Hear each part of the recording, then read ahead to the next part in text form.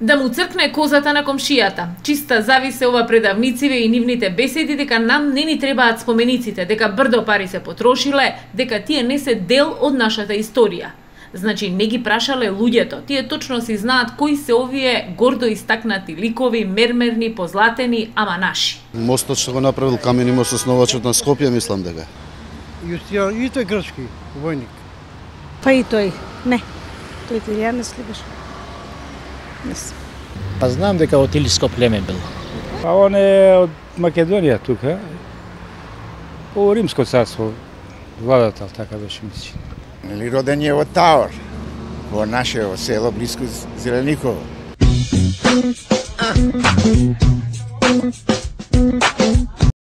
Ма точно знаат и кој е овој што без гаќи се појави.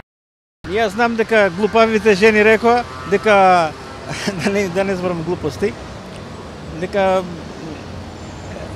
имал голем тие работи што треба. Онојде што ги шокираше нашите очајни домакинки и за да не пукне брука дека сме цици, веднаш му стокмија еден пар гаќи, другите, оние за преперување, му ги шијат. Па не сме ние како оние од Рим, ни срам, ни перде, а ни милост, едни гаќи да не може да скројат за нивните.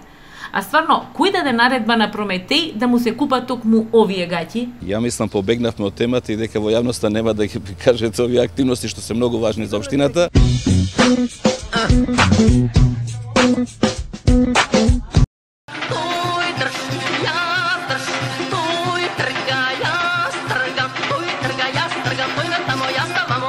Јас тргам, тој трга, јас наваму, тој натаму и цела недела се караа, расправаа, допишуваа, ама не се договорија кој и кога тесно ни го скрои за името, презимето, кој е предавник, а кој патриот, кој е виновникот за нашето се уште само мување по бриселските ходници.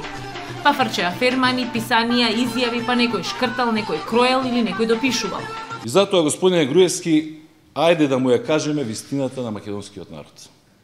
Ајде веќе еднаш јас и вие да седнеме на едно јавно соочување, на еден ТВ дуел и пред целата македонска јавност да ги предочиме фактите и да ги соочиме аргументите. Добро е кога ќе се каже вистината. Затоа што ако се чува по тепих или ако не се зборува за неа, тогаш работите може само да се влошат, а не да се подобрат. И веќе видено, што има сега да си седнат и да си расчистат што и како било. И не е народот кој треба да разбере, тие главно си знаат.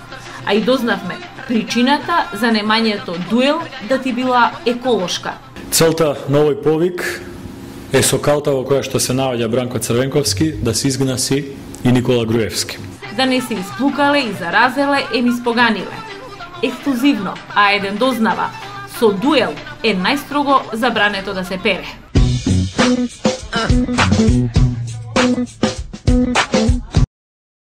А еден исто така дознава и овој пат ексклузивно. Се крчка нов закон, ма има да се задолжи секој, ама буквално секој.